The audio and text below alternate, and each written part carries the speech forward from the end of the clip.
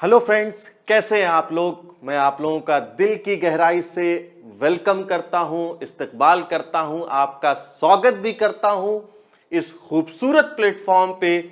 और आज के दिन बेटा हम लोग आज की क्लास में हम लोग एक बहुत ही मजेदार, बहुत ही इंटरेस्टिंग, बहुत ही कॉन्सेप्चुअल चैप्टर स्टार्ट करने वाले हैं 12th क्लास का। वो 5th चैप्टर है, मतलब principle of inheritance and variation यानी जेनेटिक्स। बहुत ही बेहतरीन चैप्टर है। ये चैप्टर पढ़ने के बाद बहुत मजा आएगा, बहुत आपको इंटरेस्ट आएगा। इसमें हम लोग थ्योरी के साथ साथ बहुत खूब ज्यादा क्वेश्चन, खूब ज्यादा न्यूमेरिकल भी हम लोग सॉल्व करेंगे। ठीक है बेटा, सो लेट्स स्टार्ट। सबसे पहले आज की क्लास बेटा बहुत इंपॉर्टेंट इसलिए है कि आज में जो बेसिक टर्म्स होते हैं जेनेटिक्स में, बेसिक टर्म्स जो हैं, एलिल है, जीन क्या होता है, होमोजाइगस, हेट्रोजाइगस, फिनोटाइप, जीनोटाइप, ये जो बेसिक टर्म्स होते हैं जो आगे हम इस्तेमाल करेंगे, आगे की क्लासेस में, नेक्स्ट क्लासेस में हम लोग इस्तेमाल करेंगे।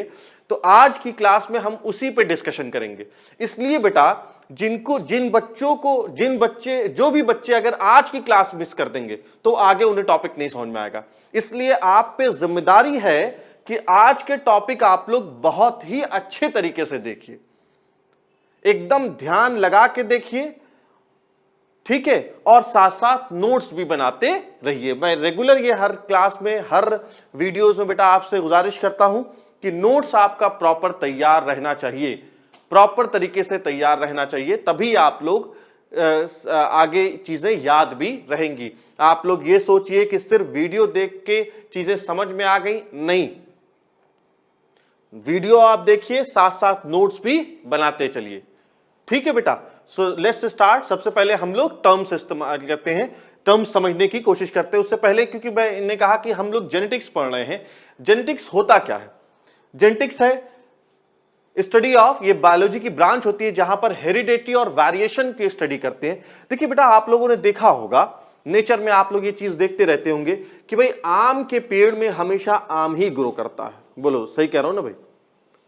कभी ऐसा एक्सेप्शन नहीं देखा होगा कि तुमने आम के पेड़ पे सेब देख लिया हो, कभी ऐसा नहीं हुआ है और हो भी नहीं सकता। और सेब के पेड़ पे आपने हमेशा देखा होगा कि सेब ही होता है ना?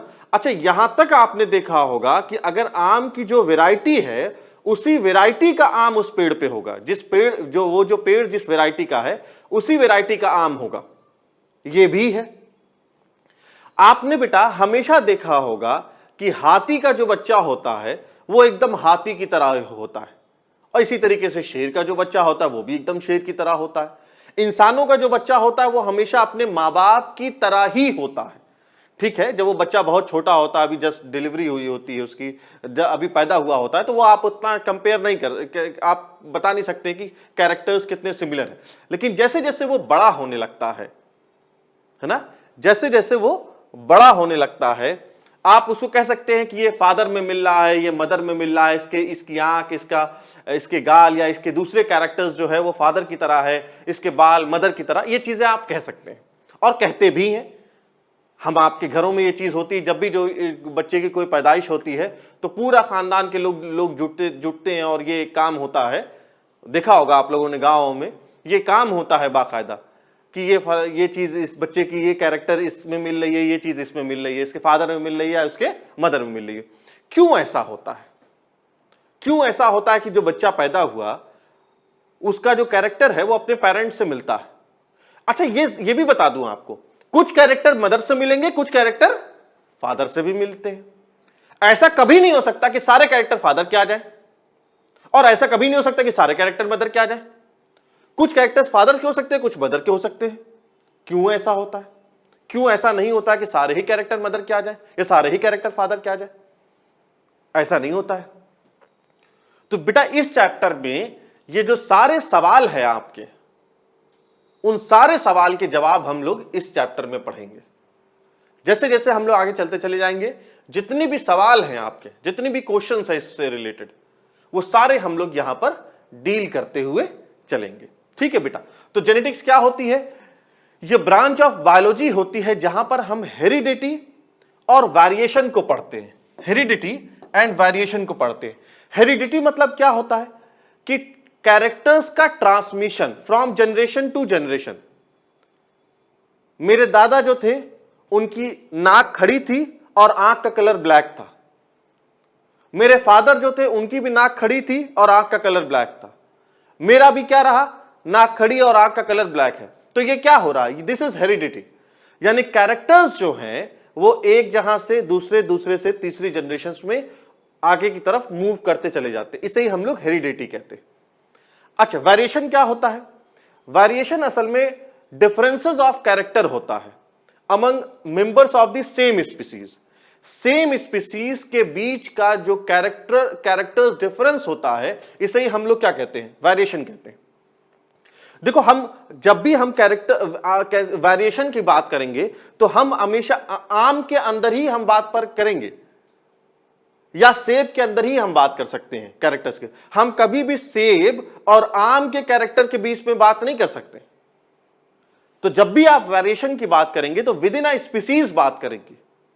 जब भी हम वेरिएशन को डिस्कस करेंगे तो वो विद इन अ स्पीसीज के बीच में होगा। ठीक है बेटा, ठीक है, आगे चले। अच्छा, तो हमने वेरिएशन ही समझ लिया कि हमेशा वो क्या कैसे होता है, वो ये, या फिर आप ये भी कह सकते हैं कि वेरिएशन क्या है, डिग्री ऑफ डिफरेंस होता है। ये डिग्री ऑफ डिफरेंस होता है। किसके बीच में डिफरेंस होता है? Degree of difference between progeny and its parents. Progeny और उसके पेरेंट्स के बीच में कितना फर्क आया है, वो क्या है, दिस इज वेरिएशन। ठीक है बेटा, उसे हम लोग वेरिएशन कहते हैं। जैसे मान लो, ऐसे समझो, मान लो ये फादर है ना, ये फादर है और मदर है। फादर कैसा है, स्ट्रेट हेयर है, हेयर का बाल कैसा है, सीधा है, और आई कलर कैसा है, ब्लैक आई है। ठीक है, ब्लैक आई है। मदर के क्या कंडीशन है, मदर का बाल कर्ली है और आंख का कलर कैसा है, ब्राउन है। मान लीजिए मैं कहता हूं, ठीक है बेटा, ब्राउन है। अब होगा क्या कि जब दोनों क्रॉस करेंगे तो उनके कोई ऑफस्प्रिंग हुई, प्रोजेनी हुई, कोई बच्चा हुआ। और इसमें क्या है, प्रोजेनी में क्या है, बाल तो स्ट्रेट है, बाल तो स्ट्रेट है, लेकिन आंख का कलर कैसा है, ब्राउन है। यानी तुमने देखा कि यहां पर हो क्या रहा है कि एक कैरेक्टर क्या है, एक कैरेक्टर तो फादर से आए, लेकिन एक कैरेक्टर कैसे आया, मदर से आया, ब्राउन आई वाला। तो ये जो कैरेक्टर डिफरेंस है ना, पेरेंट्स के बीच में अलग तरह का कैरेक्टर है और बच्चे के बीच बच्चे का अलग तरह का कैरेक्टर है। यही जो फर्क होता है ना, उसे ही हम लोग वेरिएशन कहते हैं। इसे ही बेटा हम लोग वेरिएशन कहते हैं। ठीक है, और वेरिएशन कैसे होता है, सेक्सुअल रिप्रोडक्शन से होता है। ये बात देखिए, जब से भी धरती मतलब ह्यूमन जब से इवॉल्व हुए हैं, ह्यूमन को ये तो समझ में आ गया था कि ये जो वेरिएशन आता है ना, ये जो वेरिएशन आता है ये सेक्सुअल रिप्रोडक्शन की वजह से होता है। ये उन्हें समझ में आ गया था, लेकिन एग्जैक्टली होता कैसे है, इसके पीछे की साइंस क्या है, वो उन्हें नहीं पता था।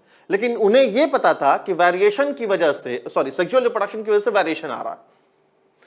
इसीलिए बहुत पहले से एनिमल ब्रीडिंग, एनिमल और प्लांट ब्रीडिंग साइंस के डेवलप होने से बहुत पहले से, है ना, बहुत पहले से, यानी जेनेटिक्स का जो कॉन्सेप्ट जो मेंडल ने स्टार्ट किया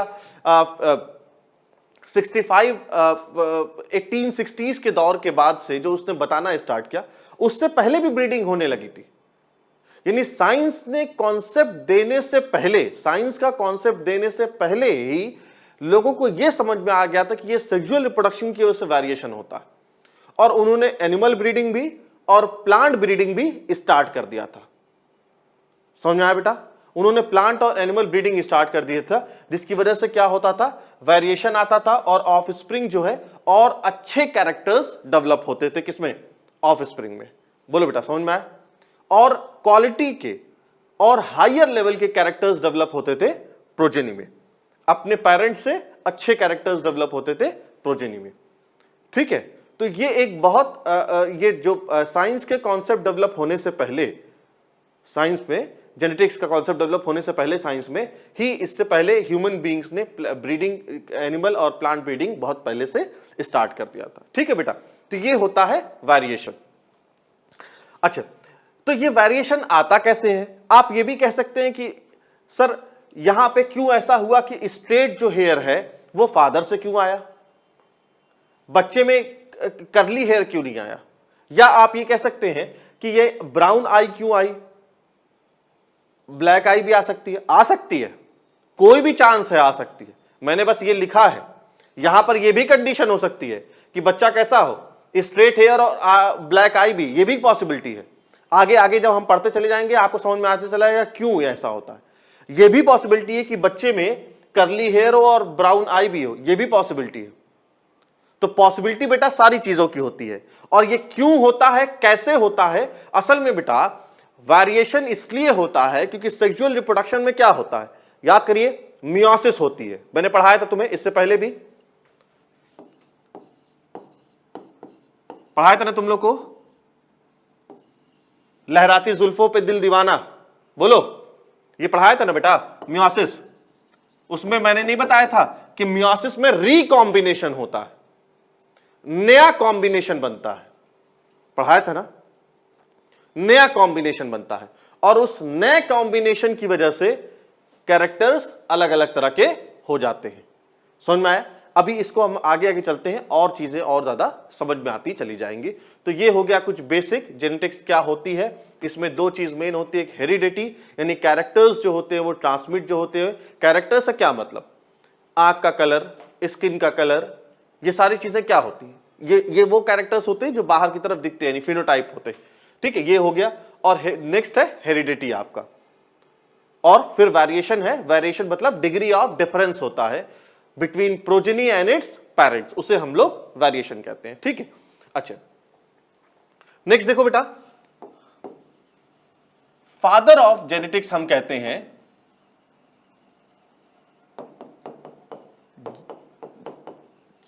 जी मेंडल। ठीक है, मेंडल ने, इनके बारे में हम लोग पढ़ेंगे, इनके बारे में तो हमें डिटेल में पढ़ना है। और मेंडल ने अपना पूरा वर्क कहां किया था, आप लोगों ने पढ़ रखा होगा 10th क्लास में, पी पे।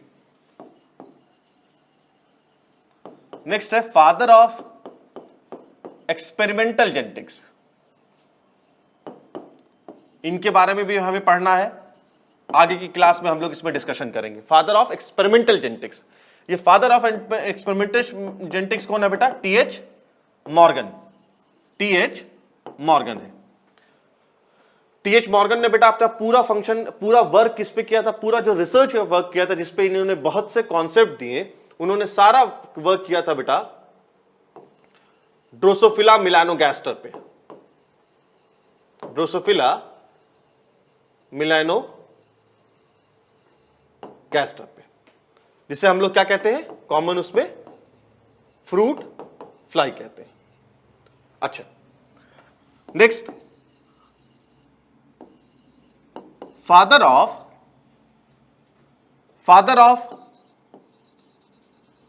ह्यूमन जेनेटिक्स बेटा, वो ए गैरोड है, वो ए गैरोड है, father of human genetics. Next है father of modern genetics,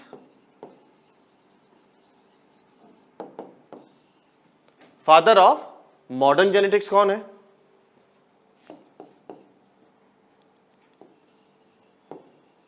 Bateson, इनका पूरा नाम विलियम बैटसन है। इनका बहुत कंट्रीब्यूशन है, बहुत से टर्म्स ऐसे हैं जो बैटसन ने दिए, जैसे एक दो मैं आपको बताता हूं। सबसे पहले जो जेनेटिक्स का बेटा टर्म है, जेनेटिक्स, लफ्ज जेनेटिक्स जो है वो इन्हीं बैटसन का दिया हुआ है। नेक्स्ट, एलिल क्या होता है, वो भी इन्हीं बैटसन का दिया हुआ है। थर्ड, होमोजाइगस, अभी बताऊंगा आगे क्या होता है। होमोजाइगस टर्म,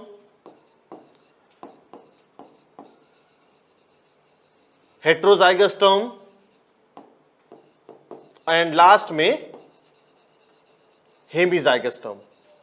ठीक है, ये सारे टर्म का किसने ये सारे टर्म किसने दिए थे? बैटसन ने दिए थे, इसे आप लोग जरूर लिख लीजिए, इसमें से कोई कई बार क्वेश्चन आए हुए हैं। ठीक है बेटा, चलिए आगे देखते हैं, आगे इन लोगों के बारे में हम लोग डिस्कस करते चलेंगे आगे। नेक्स्ट देखते हैं।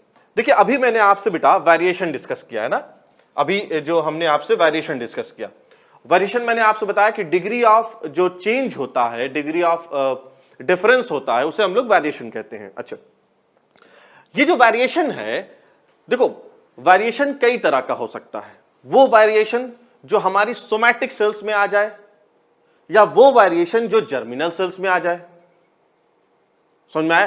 जैसे मान लो मेरी स्किन की सेल्स में कोई चेंज आ गया, स्किन की सेल में, तो वो क्या होगा? वो सोमैटिक चेंज होगा। वो कैसा होता है? वो नॉन इनहेरिटेबल होता है, वो इनहेरिट नहीं करता है। ठीक है,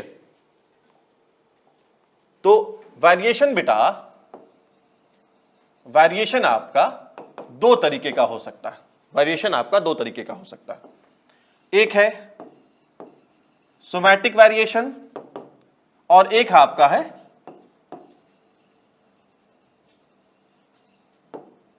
germinal variation. Germinal variation, somatic variation कहां पे होगा? अकर इन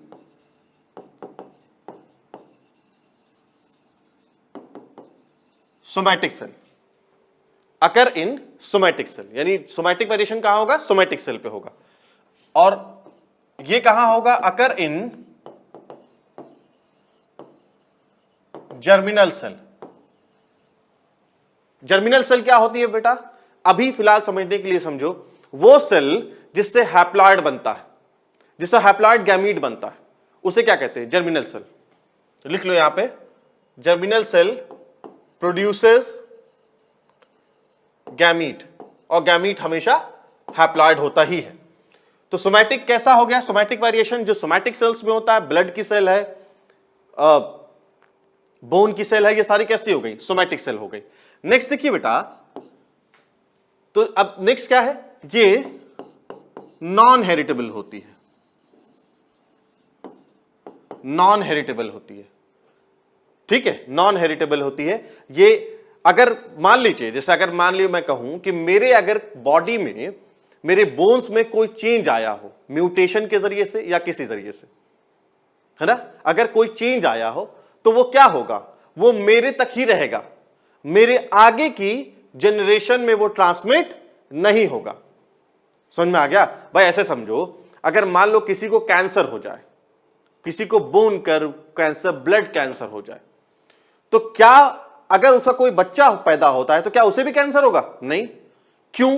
क्योंकि वो जो म्यूटेशन हुआ है ना, ये वो जो चेंज इन क्रोमोसोम हुआ है या चेंज इन जीन हुआ है, वो किस में हुआ है? वो बेटा सोमैटिक सेल्स में हुआ है।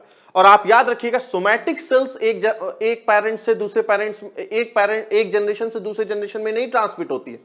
भाई क्या चीज ट्रांसमिट होता है? आपको पता है एग ट्रांसमिट होता है, आपको पता है स्पर्म ट्रांसमिट होता है, यही तो ट्रांसमिट होता है। तो इसका मतलब यह कि अगर स्पर्म में कोई चेंज आएगा या एग में आएगा, इसका मतलब ये कि जिस सेल से स्पर्म बन रही है यानी जर्मिनल सेल, या जिस सेल से एग बन रही है मतलब जर्मिनल सेल, तो अगर जर्मिनल सेल में कोई चेंज आएगा तो क्या होता है बेटा? वो चेंज जो है वो फिर आगे की जनरेशंस में चलता चला जाता है। तो ये क्या होगा? ये हेरिटेबल होगा। ठीक है, हेरिटेबल होगा। अच्छा, अब ये जो जर्मिनल वेरिएशन है, ये दो तरह का होता है। ये दो तरह का होता है। एक होता है कंटिन्यूअस जर्मिनल वेरिएशन, एक कंटिन्यूअस होता है, और एक आपका बेटा डिसकंटिन्यूअस होता है।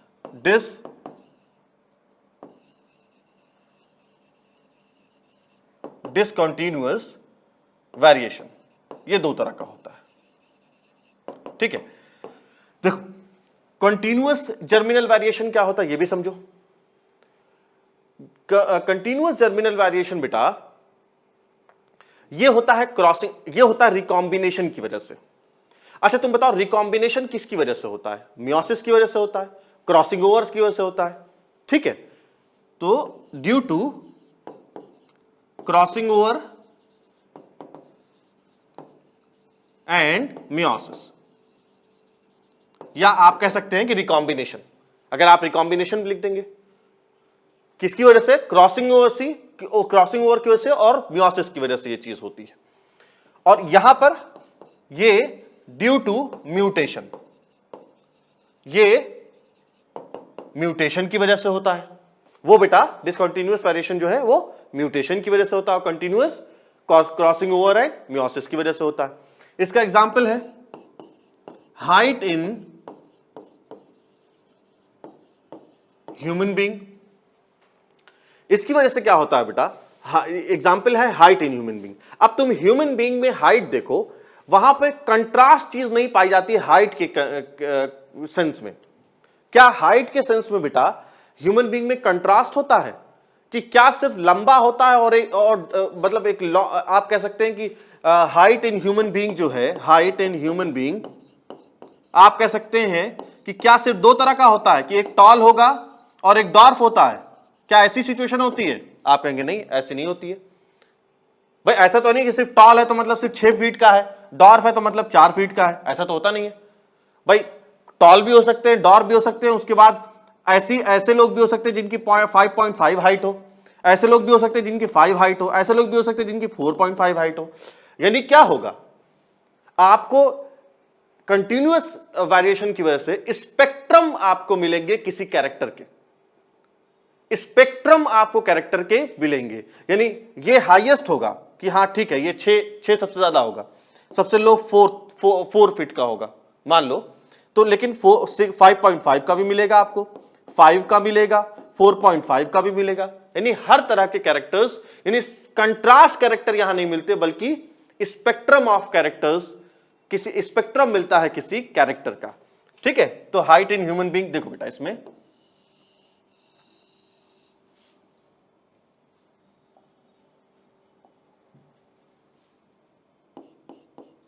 ये इधर है,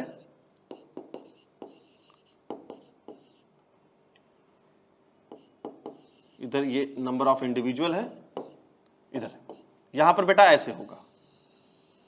देखो ये क्या होगा, वेरी शॉर्ट। इधर क्या होगा, वेरी, इधर मैं यहां,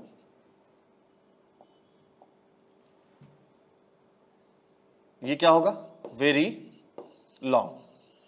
ये क्या होंगे, इंटरमीडिएट। ठीक है, दिख रहा है आप लोगों को? ये बेटा आप लोग बना लीजिएगा। सॉरी यार, ये तो बाहर निकल गया, सॉरी।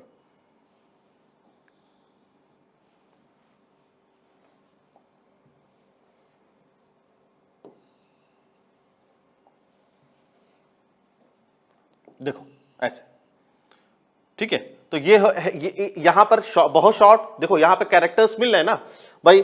बहुत शॉर्ट मतलब 4 फीट का भी मिल रहा है, बहुत लॉन्ग यानी 6 फीट का भी मिल रहा है, हमें इंटरमीडिएट भी मिलेंगे यानी 5 फीट के भी मिलेंगे, देखो 5.5 के भी मिलेंगे, 5.8 के भी।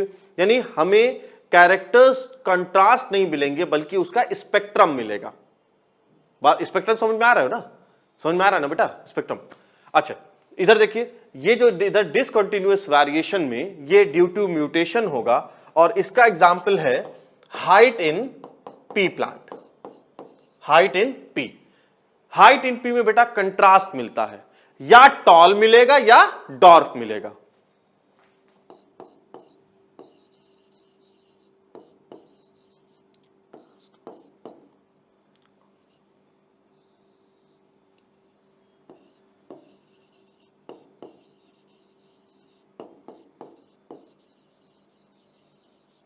कंट्रास्ट कैरेक्टर मिलेगा हमें आइदर टॉल या डॉर्फ, या हमें टॉल मिलेगा या डॉर्फ मिलेगा। ठीक है बेटा, समझ में आ गया? अच्छा, इस तरह का जो ग्राफ बनता है ना, उसे हम लोग बेल शेप ग्राफ कहते हैं, इसे याद रखना, शायद कभी पूछ दे। बात समझ में आ गई? म्यूटेशन की वजह से डिसकंटिन्यूअस वेरिएशन होता है, और म्यूटेशन की वजह से कंट्रास्ट कैरेक्टर्स मिलते हैं। लेकिन यहां पर क्या होगा, कंटिन्यूअस में क्रॉसिंग ओवर, रिकॉम्बिनेशन, मियोसिस की वजह से क्या होता है, हमें कंट्रास्ट नहीं मिलता है, बल्कि किसी भी कैरेक्टर का हमें स्पेक्ट्रम मिलता है, जैसे मैंने एक एग्जांपल दिखाया हाइट के केस में। आगे देखते हैं हम लोग। तो एक दो टर्म हमने पढ़ लिया, हमने ये पढ़ लिया कि जेनेटिक्स क्या होती है, हमने पढ़ लिया कि उसमें हेरिडिटी और वेरिएशन पढ़ेंगे, थोड़ा सा हमने वेरिएशन भी पढ़ लिया है कि वेरिएशन होता क्या है, उसके कुछ टाइप्स हमने पढ़ लिया। अभी देखो वेरिएशन हमने कुछ भी नहीं पढ़ा है, अभी हमने सिर्फ स्टार्ट किया है। हमने सिर्फ आपको बताया कि माँ बाप के और बच्चे के बीच में कैरेक्टर जो डिफरेंशिएशन होता है उसे वेरिएशन कहते हैं, सिर्फ हमने ये बोला आपसे, ठीक है, सिर्फ हमने ये बोला है। चलो अब नेक्स्ट है होमोलॉगस क्रोमोसोम क्या होता है। देखो बेटा, होमोलॉगस क्रोमोसोम का मतलब ये होता है कि ऐसे दो क्रोमोसोम जिनके साइज, शेप, स्ट्रक्चर सेम हो। सुनो फिर से, ऐसे दो क्रोमोसोम जिनके साइज, शेप, स्ट्रक्चर सेम हो और वो अपने ऊपर ऐसे जीन्स रखते हो which represent the same character, इसे हम लोग क्या कहते हैं, होमोलॉगस क्रोमोसोम। जैसे ये देखो, अब देखो ये दो पेन है मेरे पास, है ना, ये दो पेन है। अब आप देखिए इन दोनों पेन की आप अगर आप इसके पॉइंट को छोड़ दीजिए, उसके अलावा आप पाएंगे कि ये सारे जो कैरेक्टर्स हैं इनमें, इनके size, shape, structure, size, shape, structure in दोनों का क्या है, सेम तरह का है। तो इस तरह के क्रोमोसोम को हम लोग क्या कहते हैं, होमोलॉगस क्रोमोसोम कहते हैं।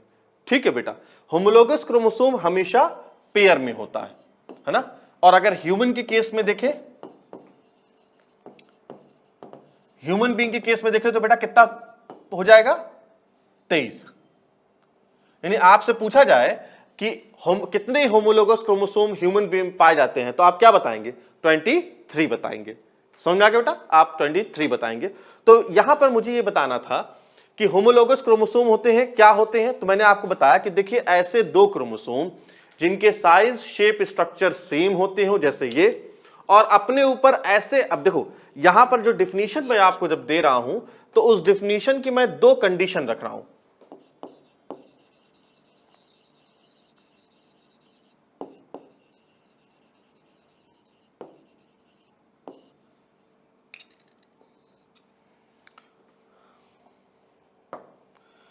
इस क्रोमोसोम की बेटा मैं दो कंडीशन रख रहा हूं होमोलोगस क्रोमोसोम की। क्या क्या, पहली क्या कि ऐसे दो क्रोमोसोम जिनके साइज, शेप और स्ट्रक्चर सेम होने चाहिए। ऐसे दो क्रोमोसोम जिनके ये दोनों चीज सेम होनी चाहिए। प्लस क्या रखा, अपने ऊपर ऐसे जीन्स रखें विच रिप्रेजेंट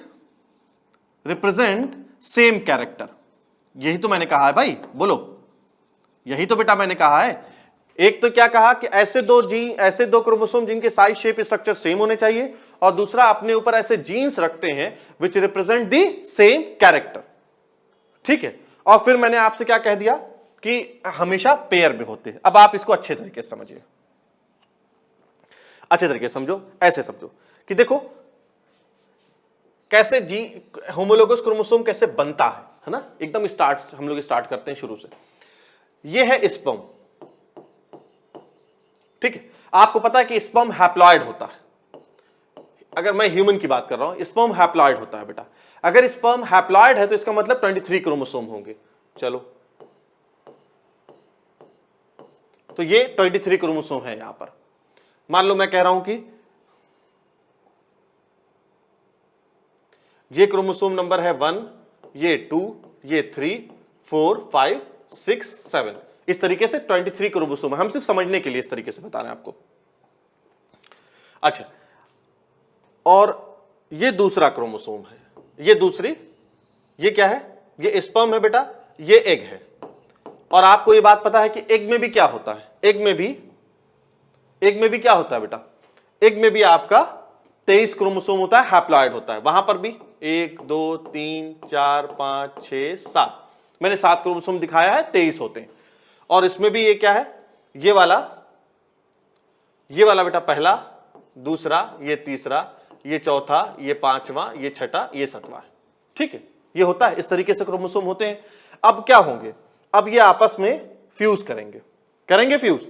अब जब बेटा फ्यूज करेगा, ये जब दोनों फ्यूज करेंगे एक तो ये जाइगोट बनाएगा। सही कह रहा हूं मैं, बोल भाई, जाइगोट तो बनाएगा। देखो ये जाइगोट बनाएगा। और क्या होता है कि क्रोमोसोम जो है, जो एक तरह के होते हैं जिनके साइज, शेप, स्ट्रक्चर प्लस ऐसे क्रोमोसोम जो जीन सेम तरह के कैरेक्टर्स अपने ऊपर रखते हैं, वो एक दूसरे के साथ चले आते हैं। जैसे अब यहां देखो तुम, अब यहां पर एक एग्जांपल देखो तुम, जैसे मान लो अगर बेटा यहां पर ये क्रोमोसोम नंबर 1 पे, एकदम अच्छे तरीके से समझो, बहुत इंपॉर्टेंट चीज है ये सर, जो क्रोमोसोम नंबर 1 पे जो जीन है वो रिप्रेजेंट करता है आई कलर को, ठीक है, आई कलर को, आंख के कलर को रिप्रेजेंट कर रहा है, और ये कह रहा है कि ब्लैक होना चाहिए, आंख की कलर ब्लैक होना चाहिए, ठीक। अब ये जो एग में जो पहला वाला क्रोमोसोम है उसमें जो जीन है बेटा, है ना, उसमें जो जीन है वो भी कैसा है, आई कलर को रिप्रेजेंट कर रहा है, लेकिन ये क्या कह रहा है कि ये ब्राउन होना चाहिए। लेकिन क्या है, ये दोनों एक कैरेक्टर को रिप्रेजेंट कर रहे हैं ना, एक ही कैरेक्टर को तो रिप्रेजेंट, भाई कैरेक्टर क्या होता है बेटा, आगे अभी बात करेंगे, फिर यहां बता रहा हूं। जैसे अगर मैं कहूं आई कलर, तो ये कैरेक्टर है, लेकिन अगर मैं कहूं कैसा आंख का कलर, ब्लैक है या ब्राउन है या किसी और तरह का है, तो वो क्या हो जाएगा, तो वो ट्रेट कहलाएगा। मैं कहूं स्किन का कलर, तो स्किन का कलर क्या हुआ, ये कैरेक्टर हुआ। मैं कहूं नहीं light skin, light colour of skin या डार्क कलर ऑफ स्किन, तो ये क्या होगा बेटा, ये आप उसका ट्रेट हो जाएगा। बात समझ में आ गई। तो मैंने क्या कहा, यहां पे मैंने डेफिनेशन क्या लिखी थी कि जो जिनके साइज, शेप, स्ट्रक्चर सेम होना चाहिए और सेम तरह के कैरेक्टर्स होने चाहिए। अब हुआ क्या कि एक जो फर्स्ट वाला क्रोमोसोम है स्पर्म में और फर्स्ट क्रोमोसोम है मान लीजिए एग में, वो दोनों की साइज, शेप, स्ट्रक्चर सेम होती है और सेम तरह के कैरेक्टर्स भी अपने ऊपर रखते हैं। तो क्या होगा, जब ये जाइगोट बनेगा तो आपको पता है कि न्यूक्लियस आपस में फ्यूज करेगा, तो ये एक तरफ आ जाएगा, ये ऐसे आ जाएगा, देखो यहां आ जाएगा, और उसी तरीके से जो ये वाला है वो भी यहां आ जाएगा। आ गया, बोलो आ गया। और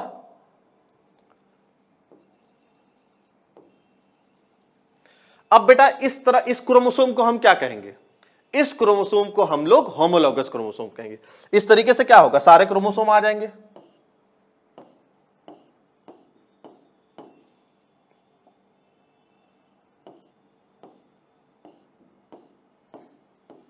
आगे, क्योंकि मैंने यहां पे साथ ही क्रोमोसोम दिखाया है तो इसलिए मैं यहां दिखा रहा हूं। आगे तो कितने क्रोमोसोम हो गए, पहला, दूसरा, तीसरा, चौथा, पांचवा, छठा, सातवां, कितने होमोलोगस क्रोमोसोम हो गए, 7 होमोलोगस क्रोमोसोम हो गए।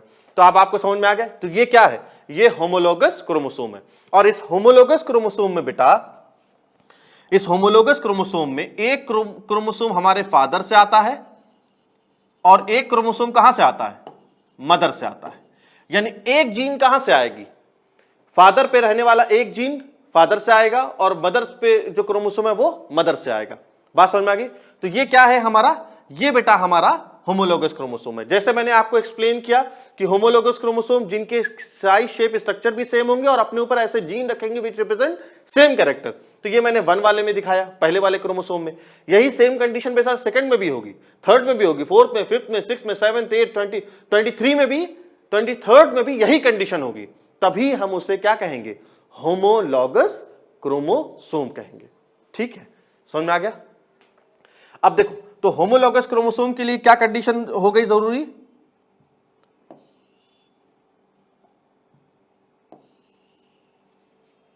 कि अपने ऊपर ऐसे जीन रखते हैं विच रिप्रेजेंट सेम कैरेक्टर। देखो मैं सेम कैरेक्टर की बात कह रहा हूं, ये दोनों ही जीन क्या कह रहे हैं, ये दोनों जीन कह रहे हैं कि आई कलर की बात कर रहे हैं। अब वो अलग बात है कि ये कह रहा है कि नहीं ब्लैक होना चाहिए, और ये क्या कह रहा है, ये कह रहा है कि ब्राउन होना चाहिए। वो एक अलग चीज है, वो ट्रेट है। लेकिन मैंने आपसे क्या कहा कि which represent same character, characters same होने चाहिए। अब देखिए बेटा, कैरेक्टर्स सेम है, तो इस तरह के क्रोमोसोम को हम लोग क्या कहेंगे, इस तरह के हम लोग होमोलॉगस क्रोमोसोम कहेंगे। अच्छा, इसमें मैंने एक ही जीन दिखाया है, एक से ज्यादा भी हो सकते, बहुत हो सकते हैं, हजारों हो सकते हैं। हो सकता है भाई यहां पे दूसरा जीन हो, दूसरा ग्रुप हो, वो कह रहा है कि भाई स्किन कलर होना चाहिए, स्किन कलर का रिप्रेजेंट कर रहा है। उसमें ये वाला जो जीन है जो फादर की तरफ से आया है वो कह रहा है कि लाइट कलर ऑफ स्किन होना चाहिए, और दूसरा क्या कह रहा है, दूसरा क्या कह रहा है, डार्क कलर होना चाहिए स्किन का। ये भी हो सकता है। इसके अलावा और भी जीन आ सकते हैं, है ना, बहुत से आ सकते हैं। तो लेकिन हमेशा क्या है, वो सेम कैरेक्टर्स को ही रिप्रेजेंट करेगा। और उनकी लोकस क्या होती है, लोकस मतलब position of gene on chromosome, उसे लोकस कहते हैं। तो लोकस हमेशा दोनों की सेम होनी चाहिए। बोलिए बेटा, होमोलोगस क्रोमोसोम आप लोगों को समझ में आ गया।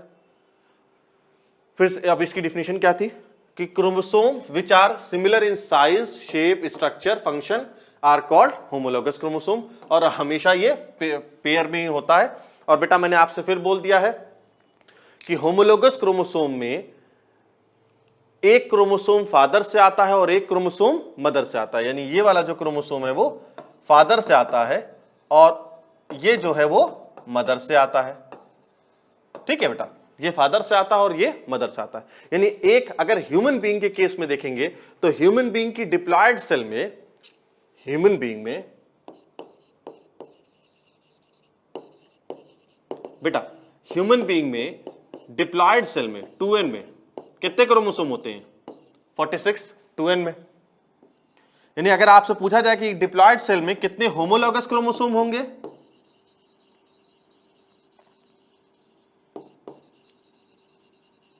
कितने होमोलोगस क्रोमोसोम होंगे, तो आप क्या कहेंगे, 23। ठीक है, तो ह्यूमन बीइंग में डिप्लॉयड में 46 क्रोमोसोम होते हैं, लेकिन अगर होमोलोगस क्रोमोसोम पूछा जाए तो 23 होता है। अब यहां पे एक और काम की बात बताता हूं। अगर मैं तुमसे पूछूं कि ये बताओ ह्यूमन फीमेल में कितने होमोलोगस क्रोमोसोम होते हैं, ह्यूमन फीमेल में कितने होमोलोगस होते हैं मैं पूछूं तो तुम कहोगे 23। पेयर ना बोलिएगा, 23 सिर्फ। अब अगर मैं तुमसे पूछूं कि ह्यूमन मेल में कितने होते हैं, ह्यूमन मेल में कितने होमोलोगस क्रोमोसोम होते हैं, तुम क्या बोलोगे, बताओ कितना बोलोगे। तब बेटा आप बोलेंगे 24। 24 बोलेंगे। क्यों, याद करो ह्यूमन में क्या होता है, मेल में क्या केस होता है, मेल में और फीमेल में जो सेक्स क्रोमोसोम होता है, जो 23rd क्रोमोसोम होता है, ये तो कैसा होता है, वो तो ऐसा होता है ना, देखो ठीक है। और मेल कैसा होता है, मेल की साइज तो बहुत छोटी सी होती है। तो क्या ये दोनों एक दूसरे के होमोलोगस हो सकते हैं? भाई होमोलोगस की दो कंडीशन है ना, एक तो दोनों की साइज, शेप, स्ट्रक्चर भी सेम होना चाहिए। ये 23rd क्रोमोसोम है, 23rd क्रोमोसोम है, ठीक है, ये 23rd क्रोमोसोम है किसमें, ह्यूमन मेल के केस में। ये एक्स है और ये वाई क्रोमोसोम है। ठीक है बेटा, ये एक्स क्रोमोसोम है और ये आपका वाई क्रोमोसोम है। तो ह्यूमन के मेल के केस में 22 क्रोमोसोम तो एकदम एग्जैक्टली सेम होंगे, लेकिन जो 23rd वाला क्रोमोसोम होगा उसमें क्या दिक्कत होगी, उसमें दिक्कत ये होगी कि होमोलोगस क्रोमोसोम की बेसिक जो डेफिनेशन आपने लिखी है वो उस पर अप्लाई नहीं हो पाएगी ना। वो साइज, शेप, स्ट्रक्चर दोनों का क्या सेम है, ये बहुत बड़ा है, ये बहुत छोटा है, इसलिए ये होमोलोगस क्रोमोसोम नहीं होंगे। प्लस इनमें जीन भी अलग अलग तरीके के होते हैं, मेल में अलग तरह के जीन्स होते हैं, होलैंड्रिक जीन्स होते हैं, वो जीन फीमेल्स में नहीं पाए जाएंगे। तो इसलिए हम इसे अलग काउंट करेंगे, मतलब ये हो जाएगी 23 और ये हो जाएगा 24। समझ में आ गया बेटा, ये समझ में आया, बहुत इंपॉर्टेंट चीज है होमोलोगस क्रोमोसोम। ठीक है, चलिए अब नेक्स्ट देखते हैं, हम लोग आगे देखते हैं। नेक्स्ट क्या है बेटा, हाँ कैरेक्टर्स क्या होता है वो मैंने आपको बता ही दिया है ना। जैसे height of person, flower colour है। अब मैं कहूं कि फ्लावर का ब्लू कलर, फ्लावर का व्हाइट कलर, फ्लावर का रेड कलर, तो ये जो ब्लू, व्हाइट, रेड जो मैं कह रहा हूं ये क्या है, ये ट्रेट है। लेकिन अगर मैं सिर्फ कैरेक्टर की बात करूंगा, कलर की बात करूंगा, flower colour, skin colour, height of a person, तो वो क्या होंगे, कैरेक्टर होंगे, और दूसरा फिर बेटा इसी तरीके से ट्रेट होगा। नेक्स्ट है फैक्टर्स या जीन क्या होता है। ये बात हम जानते हैं, ये बताने वाली बात नहीं है कि जो बेटा कैरेक्टर्स का ट्रांसमिशन होता है ना from parents to their offspring, हम कहते हैं वो क्रोमोसोम की वजह से आता है। क्रोमोसोम में और तुम डिटेल में जाओगे, थोड़ा सा और अंदर जाओगे, हम लोग ये बात नेक्स्ट चैप्टर में पढ़ेंगे। और वैसे आप लोग ये बेटा बायोमॉलिक्यूल्स पढ़ के आए हैं आप लोग 11th में, ये आप लोग जानते हैं कि क्रोमोसोम जो होता है, क्रोमोसोम दो चीजों से मिलकर बना होता है। एक है तुम्हारा डीएनए है और एक हिस्टोन प्रोटीन होती है। हिस्टोन एक बेसिक प्रोटीन होती है, दो चीजों से मिलकर बना होता है, ठीक है, डीएनए और हिस्टोन प्रोटीन है। डीएनए में फिर जीन्स होते हैं और यही जीन जो होते हैं बेटा एक एक कैरेक्टर्स के लिए, अभी फिलहाल आपको समझने के लिए ये जानिए कि जीन जो होते हैं वो कैरेक्टर्स को कंट्रोल करते हैं।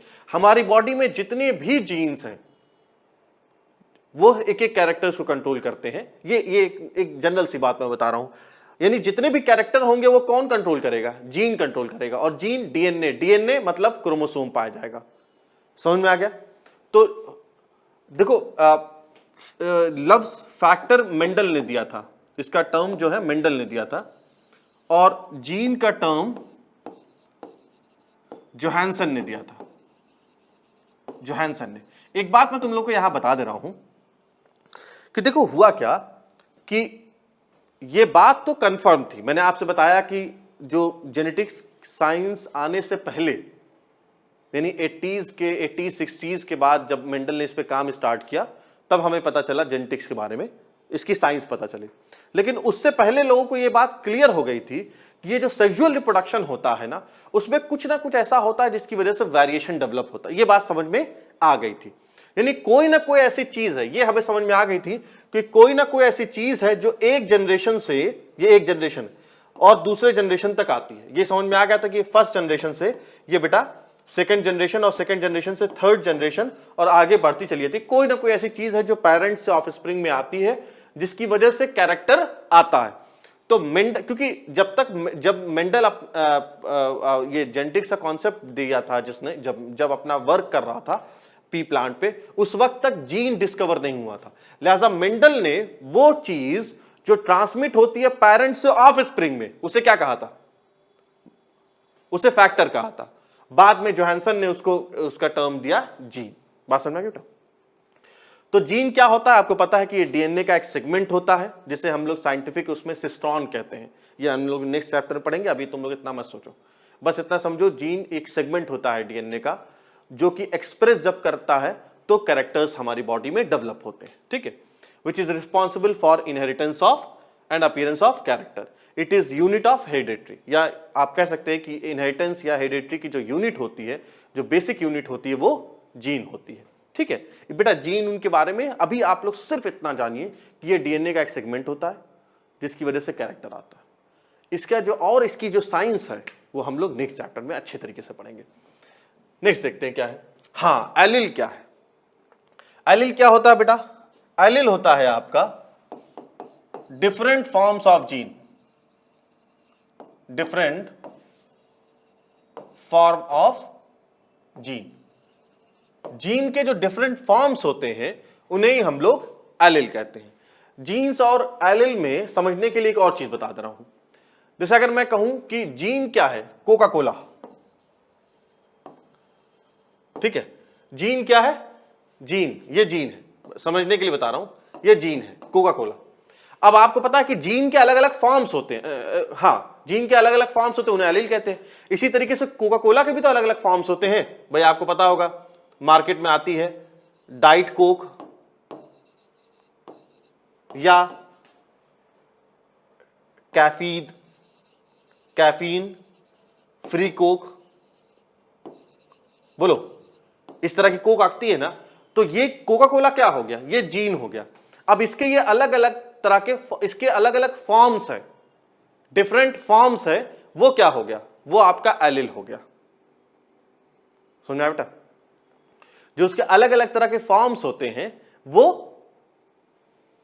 एलील्स हो जाते हैं। तो देखते हैं क्या है। Gene which code for a pair of contrasting traits, contrasting traits को जो कोड करता है उसे हम लोग क्या कहते हैं? एलील्स कहते हैं, ठीक है। या it is alternative form of a gene which are located on same chromosome on the homologous chromosome. देखो जो पेज अभी मैंने बताया आप लोगों को, ये देखो, तो ये जीन क्या है? ये क्या है?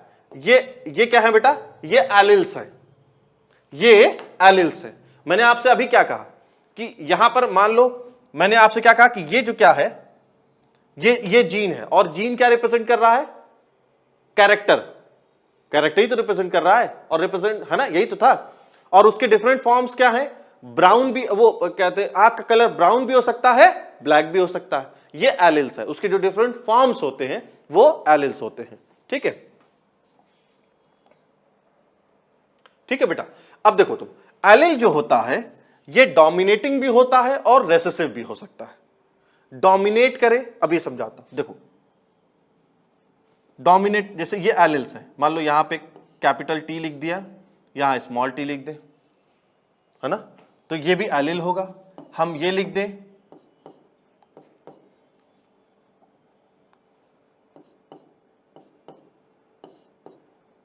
ये क्या है? ये सारे एलिल्स हैं। ठीक है, ये सारे बेटा एलिल्स हैं। बात समझ में आई? तो एलिल्स मैंने आपसे क्या कहा कि डोमिनेटिंग एलिल भी होते हैं और रिसेसिव भी एलिल होते हैं। जैसे ये जो दोनों मैंने आपको यहां डायग्राम दिखाया है, ये जो दोनों capital T small T capital T capital T, ये क्या है? ये डोमिनेटिंग एलिल है। लेकिन अगर मैं स्मॉल टी लिख दूं तो वो रेसेसिव एलिल हो जाएगा। अब आप यहां पे समझो ये क्या चीज है। असल में ये जो जीन है ना, जीन का रिप्रेजेंटेशन जेनेटिक्स में हम इंग्लिश के अल्फाबेट से करते हैं। ठीक है, इंग्लिश के अल्फाबेट से करते हैं। जो डोमिनेटिंग एलिल होता है, डोमिनेटिंग एलिल का मतलब होता है कि जिसका कैरेक्टर हमें दिख रहा है। जैसे मान लो अगर मैं कहूं कि मेरी आंख का कलर ब्लैक है ना, मेरी आंख का कलर ब्लैक है, तो हो सकता है मेरी बॉडी में ब्राउन कलर, आंख की ब्राउन कलर वाला जीन भी प्रेजेंट हो सकता है। लेकिन हुआ क्या कि मेरी आंख का कलर जो ब्लैक था, ब्लैक जो जीन था वो डोमिनेट कर गया किस पे? ब्राउन वाले पे। और उसकी वजह से क्या हुआ? डोमिनेशन की वजह से बेटा ये जो कैपिटल टी था ये डोमिनेट कर गया स्मॉल टी पे। तो जब हम जो डोमिनेंट जीन होगा या डोमिनेंट एलिल होगा, डोमिनेंट जो दबदबा अपना कायम करेगा और जिसकी वजह से फिनोटाइप जो होगा वो अपीयरेंस होगा। जैसे ऐसे समझो तुम डोमिनेंट और रेसेसिव को, ऐसे समझो। जैसे एक फिल्म आई थी दबंग, आई थी ना, सलमान खान की फिल्म थी। अब देखो उस फिल्म में, दबंग फिल्म में, जाहिर सी बात है सलमान खान भी थे एज अ कैरेक्टर, और उसमें एक विलेन थे जो छेदी सिंह, वो भी थे। उसके अलावा कोई हीरोइन भी रही होंगी, उसके अलावा एक दो लोग और कैरेक्टर भी रहे होंगे ना, और 3 घंटे की फिल्म रही होगी। तो हो सकता है 3 घंटे में 40, 50, 1 घंटे का ही सीन किसको मिला हो? सलमान खान को। और हो सकता है 1 घंटे का सीन हीरोइन को मिला हो या विलेन को मिला हो सकता है ना। लेकिन आप जब घर से दबंग देखने जा रहे थे मूवी, तो आप क्या सोच के जा रहे थे कि मैं जा रहा हूं सलमान खान की मूवी देखने? बोलो सही कह रहा हूं ना। तो हुआ क्या कि वो 1 ही घंटे का, 40 मिनट का, 50 मिनट का ही था सीन, लेकिन वो पूरी फिल्म पे छाया कौन? सलमान खान। तो आप जब आपके दिमाग में जो इमेज बनी, जो फिनोटाइप बनी दबंग फिल्म के लिए, जैसे अभी जैसे ही मैं कहूं कि दबंग मूवी, तो आपका फट से आपके जो इमेजिनेशन में सलमान खान आ जाएंगे। क्यों? क्योंकि वो डोमिनेट कर गए थे पूरी फिल्म पे, सलमान खान डोमिनेट कर गए थे।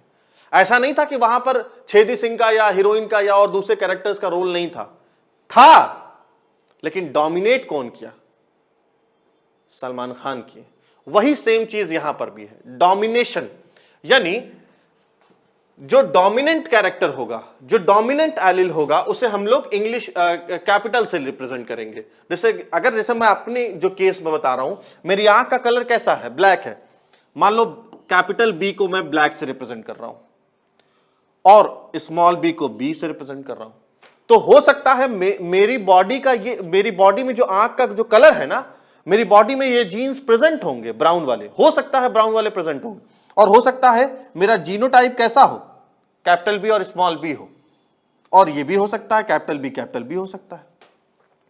तो जो डोमिनेट करता है ना, जो ट्रेट डोमिनेट करता है, उसको हम लोग कैपिटल, इंग्लिश के कैपिटल से वर्ड से लिखते हैं। जैसे कैपिटल टी, इसका मतलब क्या है कि ये जो कैपिटल टी है वो स्मॉल टी पे डोमिनेट कर गया। मतलब कैपिटल टी मतलब टॉल, स्मॉल टी मतलब डॉर्फ। इसका मतलब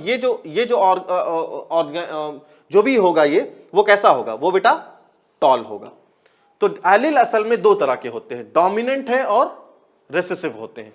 डोमिनेंट मतलब कि जो दूसरे डोमिनेट कर जाएं और उसकी वजह से वो जो फिनोटाइप जो है यानी कैरेक्टर्स का जो अपीयरेंस है वो उसी डोमिनेंट की वजह से हो। जैसे मैंने आपसे कहा कि मेरी बॉडी में ब्लैक जीन भी है और ब्राउन भी जीन है, लेकिन अगर आपने जब मेरी आंख का कलर देखा तो कैसा देखा, ब्लैक देखा। इसका मतलब क्या हुआ कि ये वाला जो जीन है, कैपिटल बी वाला जो जीन है, वो डोमिनेट कर गया बेटा किस पे, स्मॉल बी वाले जीन पे।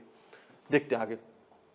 अब एलिल दो तरह का होता है, dominant allele, allele which is able to express in presence of contrasting allele, यानी ये जीन है, ये क्रोमोसोम है।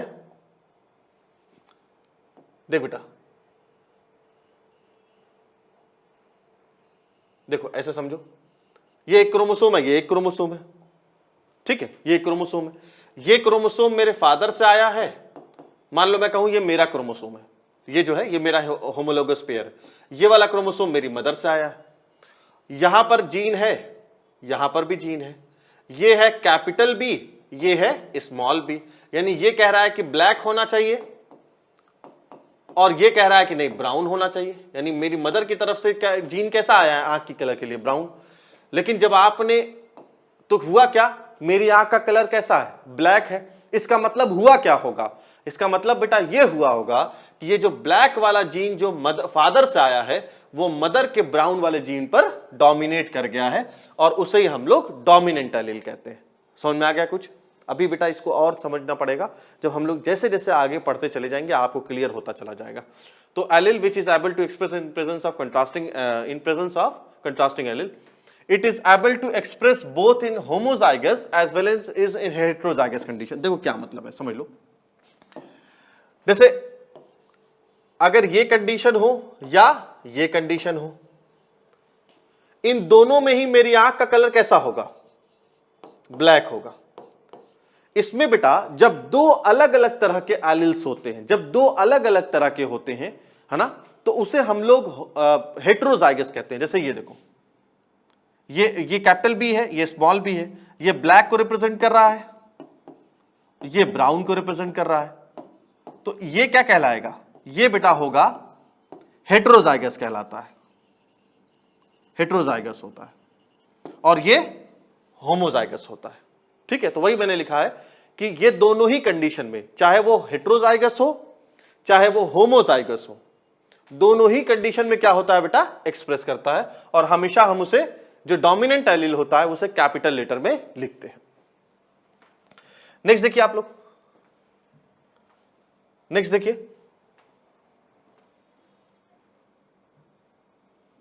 नेक्स्ट क्या बेटा, रेसेसिव एलील।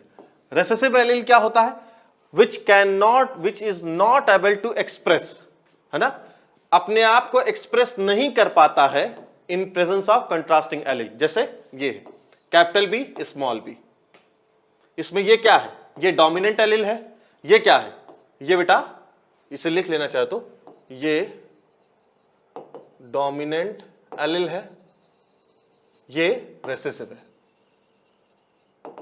ठीक है, और ये कैसा कैरेक्टर हमें मिल रहा है, ब्लैक, ब्लैक मिल रहा है। ठीक है, it is able to express only in homozygous condition. देखो होमोजाइगस कंडीशन है क्या मतलब, देखो तीन कंडीशन हो सकती है, ये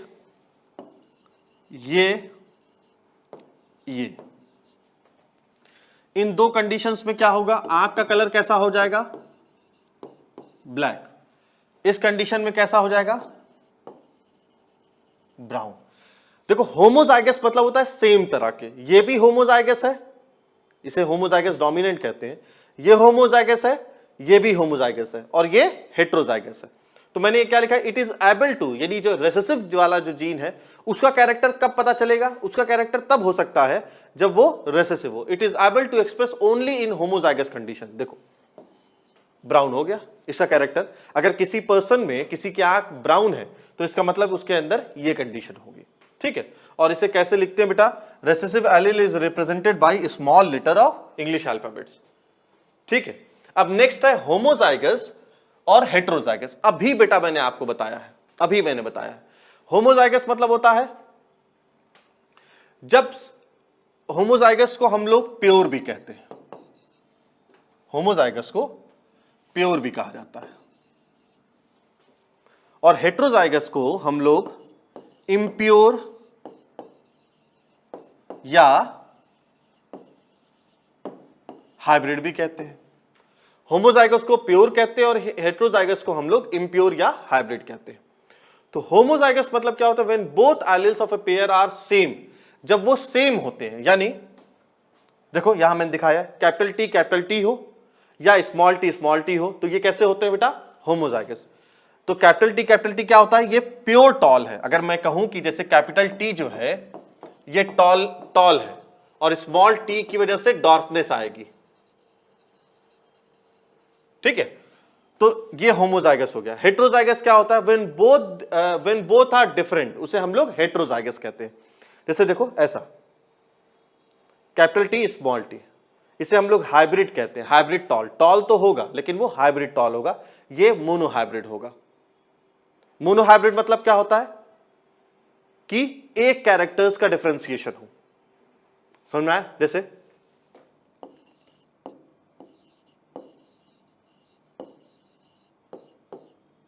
ये क्या होगा बेटा? ये क्या कहलाएगा? मोनोहाइब्रिड। क्योंकि देखो कैपिटल बी है, कैपिटल सी है, लेकिन यहां पे सिर्फ फर्क है, तो ये क्या होगा? मोनोहाइब्रिड। हाइब्रिड मतलब ही जानना बेटा, हाइब्रिड मतलब होता है दो अलग अलग तरह की चीजें। हाइब्रिड का मतलब ही ये होता है ना भाई, आपने आम की एक लंगड़ा वैरायटी लिया, एक चौसा वैरायटी लिया, आपने दोनों को मिला के एक नई किस्म के आम बना दिया, तो वो जो नया किस्म का आम बना वो क्या होगा? वो हाइब्रिड होगा। तो यहां पर भी तो वही सेम चीज कह रहे हैं हम लोग कि देखिए ये सेम है लेकिन ये अलग है, तो ये मोनो हाइब्रिड होगा। लेकिन अगर मान लो ऐसा हो जाए तो ये क्या हो जाएगा? ये क्या हो जाएगा बेटा? देखो यहां पर अब दो हाइब्रिड हो रहे हैं, एक ये और एक ये, तो ये डाई हाइब्रिड हो जाएगा। इसी तरीके से अगर ये कंडीशन हो जाए तो ये बेटा ट्राई हाइब्रिड हो जाएगा, ये ट्राई हाइब्रिड हो जाएगा। बात समझ में आ गई आप लोगों को? ये ट्राई हाइब्रिड हो जाएगा। तो होमोजाइगस जब सेम तरह के होंगे और हेट्रोजाइगस मतलब जब डिफरेंट तरह का होगा, ठीक है। जो होमोजाइगस में बेटा अगर मैं टॉलनेस और डॉफनेस की बात करूं तो ये हो जाएगा और ये हो जाएगा, ये दोनों ही होमोजाइगस होंगे। और हेट्रोजाइगस की जब बात होगी तो क्या होगा? वो ये जो है वो हेट्रोजाइगस होगा, ठीक है। आगे देखते हैं हम लोग। नेक्स्ट क्या है बेटा? जीनोटाइप। जीनोटाइप मतलब होता है जीन का कॉन्स्टिट्यूएंट कैसा है ना? जीन का कॉन्स्टिट्यूएंट कैसा है वो जीनोटाइप होता है। फिनोटाइप मतलब होता है एक्सटर्नल अपीयरेंस कैसा है। जैसे मान लो, फिर आंख के कलर पे आते हैं, मेरी आंख का कलर ब्लैक है। अब ब्लैक के दो रीजन हो सकते हैं। ब्लैक का जो जेनेटिक कॉन्स्टिट्यूएंट है वो दो हो सकता है। वो क्या क्या हो सकता है बेटा? अब आपको पता है कि मेरी आंख का कलर ब्लैक जो है वो इसकी वजह से भी हो सकता है और इसकी वजह से भी हो सकता है। तो जब आपसे पूछा जाए कि किसकी वजह से है, यानी उसका जीनोटाइप पूछा जाए, तो आप बताएंगे ऐसे है। तो जीनोटाइप मतलब क्या होता है? जो जेनेटिक कॉन्स्टिट्यूएंट कैसा है वो जीनोटाइप होता है। जैसे अगर ये मैं बताऊं तो ये क्या होगा? जीनोटाइप। लेकिन फिनोटाइप क्या होता है? एक्सटर्नल अपीयरेंस कैसा है? एक्सटर्नल अपीयरेंस कैसा है? मेरी आंख का कलर ब्लैक है। हाँ, अब यहां पर ब्लैक के दो रीजन हो सकते हैं। हो सकता है एक फादर की तरफ से कैपिटल भी आया हो, मदर की तरफ से स्मॉल भी आया हो, लेकिन ब्लैक वाला जो है वो ब्राउन पे डोमिनेट कर गया, जिसकी वजह से मेरी आंख का कलर ब्लैक हो गया। दूसरा रीजन हो सकता है, दूसरा ये भी हो सकता है कि फादर की तरफ से भी आया हो, ब्राउन ब्लैक आया हो, और मदर की तरफ से भी ब्लैक आया हो, लिहाजा तब तो ब्लैक होगा ही। तो फिनोटाइप क्या होता है? एक्सटर्नल मॉर्फोलॉजिकल अपीयरेंस जो होती है उसे हम लोग फिनोटाइप कहते हैं। अब यहां पर देखो, जैसे कैरेक्टर है, हाइट की मैं बात करूं, हाइट की बात करूं, अब फिनोटाइप में बेटा हाइट के दो तरीके हो सकते हैं। या हाइट टॉल हो सकती है, सही कह रहा हूं, या हाइट टॉल हो सकती है या डॉर्फ हो सकती है। अब हाइट टॉल के भी दो रीजन हो सकते हैं, कैपिटल टी स्मॉल टी, क्योंकि इसमें क्या होगा, ये जो कैपिटल टी है वो स्मॉल टी पे डोमिनेट कर जाएगा तो वो भी टॉल हो जाएगा। या डॉर्फ है तो डॉर्फ ये होगा। या अगर मैं आंख की कलर, हम लोग इतनी देर से बात कर रहे हैं, तो आंख के कलर में क्या होगा? फिनोटाइप कैसा होगा बेटा आंख के कलर में, और जीनोटाइप कैसा होगा? तो आंख के कलर में बेटा, कलर ऑफ आई में, कलर ऑफ आई कैरेक्टर क्या है? कलर ऑफ आई। अब वो कलर ऑफ आई दो तरह की हो सकती है, ब्लैक भी हो सकती है,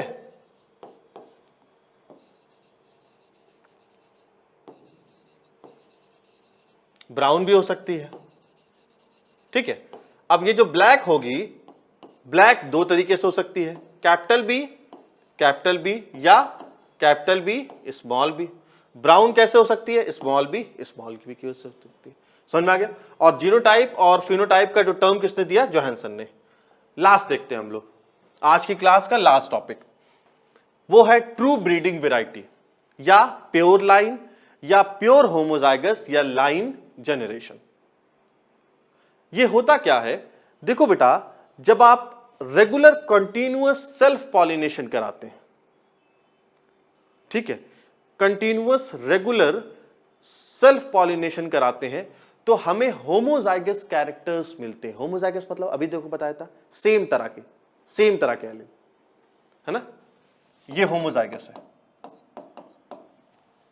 है ना। तो रेगुलर सेल्फ पॉलिनेशन हो, उसकी वजह से होमोजाइगस कंडीशन मिल जाती है। यही हमारी ट्रू ब्रीडिंग वेराइटी है। ट्रू ब्रीडिंग मतलब प्योर ब्रीडिंग हो रही है। देखो इसमें होता क्या है, generations produce by continuous selfing. Selfing मतलब सेल्फ पॉलिनेशन, वो मैंने ब्रैकेट में लिख दिया इसीलिए। सेल्फिंग का मतलब होता है रेगुलर सेल्फ पॉलिनेशन कराते रहिए, which has similar traits inherited and appearance for several generations is called pure line। जैसे, और देखिए ये बात इंपॉर्टेंट है कि ये कैसी होती है, प्योर होमोजाइगस होती है। जैसे कैपिटल टी है, उसका हम लोग किससे के साथ, ये देखो, ये प्योर है, ये प्योर होमोजाइगस है ना, ये भी प्योर होमोजाइगस है और ये भी प्योर होमोजाइगस है। ठीक है बेटा, प्योर होमोजाइगस है। अब आप जब दो प्योर होमोजाइगस को आपस में क्रॉस कराएंगे तो जाहिर सी बात है कैपिटल टी ई मिलेगा। थोड़ा मोड़ा बेसिक आप लोगों को पता है, कहां से, 10th में। अब आप फिर इस कैपिटल टी को फिर कैपिटल टी से क्रॉस करा दीजिए, क्या होगा, फिर यही मिलेगा। तो जब आप रेगुलर सेल्फ पॉलिनेशन करते हैं, जब आप सेल्फ पॉलिनेशन करते हैं तो होता क्या है कि आपको ऐसी प्रोजेनीज मिलती हैं 3-4 जनरेशंस के बाद, जो हम एकदम एग्जैक्टली क्या होती हैं, उनमें वेरिएशन नहीं आता, उनमें होमोजाइगस कंडीशन हो जाती है। जैसे तुमने पहली जनरेशन ये है, तुमने इसको क्रॉस कराया, ये मिला, दूसरी जनरेशन फिर क्रॉस कराया, ये मिला, फिर तुम कराओगे तो यही मिलता चला जाएगा। ठीक है, या इसी तरीके से ये तुम ले लो, ये कराया, फिर इसको ऐसे करा दो, फिर ये मिल जाएगा। लेकिन अगर आप ऐसा कर दीजिए, ये तो होमोजाइगस, अगर आप इसका क्रॉस करा दीजिए तो देखो कैसा मिल जाएगा, ये मिल जाएगा। तो ये क्या होगा, क्या आप इसे ट्रू ब्रीडिंग कह सकते हैं? नहीं। ठीक है, तो ट्रू ब्रीडिंग हमेशा सेल्फ पॉलिनेशन होता है ना, सेल्फ पॉलिनेशन होता है। कंटिन्यूअस सेल्फ पॉलिनेशन करने की वजह से हमें स्ट्रिक्टली होमोजाइगस इंडिविजुअल्स मिलते हैं। तो वो कैसे होता है, ट्रू ब्रीडिंग से ही ये चीज होती है। और एक काम की जो बात है वो ये है कि मेंडल ने अपना एक्सपेरिमेंट करने के लिए 14, है ना, अपना एक्सपेरिमेंट जो किया था, जो हम लोग नेक्स्ट क्लास में पढ़ेंगे, उस एक्सपेरिमेंट के लिए बेटा उसने 14 ट्रू ब्रीडिंग वेराइटीज ली थी पी प्लांट की। प्योर ब्रीडिंग मतलब मेरा कहने का यह है कि जैसे अगर मेंडल ने मान लो लिया था colour of flower of P, colour of flower of P, उसमें मान लो एक ग्रीन कलर है मान लो और एक रेड कलर है, मान लेते हैं हम लोग। तो उसने कैसा लिया, ऐसा लिया, कैपिटल जी, और ये जो है अगर ऐसा है तो स्मॉल जी। प्योर लिया, यानी ऐसा नहीं लिया, ये नहीं लिया भाई। अगर ये देखा जाए तो ये भी तो क्या होगा, ये भी ग्रीन होगा और ये भी ग्रीन हो जाएगा। लेकिन मेंडल ने इस ट्रू ब्रीडिंग एक्सपेरिमेंट के जरिए से, ठीक है, इसके जरिए से, कंटिन्यूअस सेल्फ पॉलिनेशन के जरिए से, उसने ऐसे प्लांट्स अपने एक्सपेरिमेंट के लिए जो कैसे होंगे, प्योर होंगे। अगर वो ग्रीन है तो इसकी वजह से ग्रीन है। अगर वो टॉल है, अगर उसने जो टॉलनेस के लिए लिया था तो बेटा वो टॉल ये वाला लिया था। अगर ये वाला था तो वो उसने नहीं लिया था। ठीक है, तो वो टॉल था तो इसकी वजह से टॉल था। समझ में आ गया? तो ये होता है आपका ट्रू ब्रीडिंग वैरायटी। तो बेटा आज की क्लास में हमने जो कुछ बेसिक टर्म्स थे जेनेटिक्स से रिलेटेड वो हमने डिस्कस कर लिए डिटेल में। अब मुझे उम्मीद है कि ये जो बेहतरीन जो खूबसूरत क्लास आज हुई है ये आप लोगों को समझ में आई होगी, अच्छे तरीके से समझ में आई होगी। कॉन्सेप्ट मैंने अपनी तरफ से पूरी कोशिश की है कि आपको एकदम हलवा बना के खिला दूं, आपको एकदम घोल के आपके दिमाग में पिला दूं। बेसिक चीज एकदम नीचे से उठ के ऊपर तक क्लियर करने की कोशिश किया मैंने। आप लोग बेटा इसके नोट्स जरूर बना लीजिए और इसे पढ़ लीजिए फिर से, ताकि जब हम लोग नेक्स्ट वीडियो नेक्स्ट क्लास में मेंडल का जो मोनोहाइब्रिड क्रॉस है वो जब हम पढ़ाना स्टार्ट करें तो आपका ये जो जब मैं वहां पे बोलूं होमोजाइगस कंडीशन है, हेटेरोजाइगस है, तो वो मुझे फिर से ना बताना पड़े कि होमोजाइगस का मतलब क्या होता है, हेटेरोजाइगस का। वो आपको पहले ही से पता हो कि अच्छा होमोजाइगस मतलब सेम तरह के हैं, कैपिटल टी है या फिर स्मॉल टी है। समझ आए? तो ये सारी चीजें हम लोग अब नेक्स्ट क्लास में पढ़ेंगे। तो नेक्स्ट क्लास में बेटा हम लोग मेंडल्स के बेसिक मेंडल्स के जो मोनोहाइब्रिड क्रॉस है या लॉ ऑफ इनहेरिटेंस जो उन्होंने दिया था, जो अपना वर्क कैसे किया था, इस पे हम लोग डिस्कशन करेंगे। So thank you for watching my video.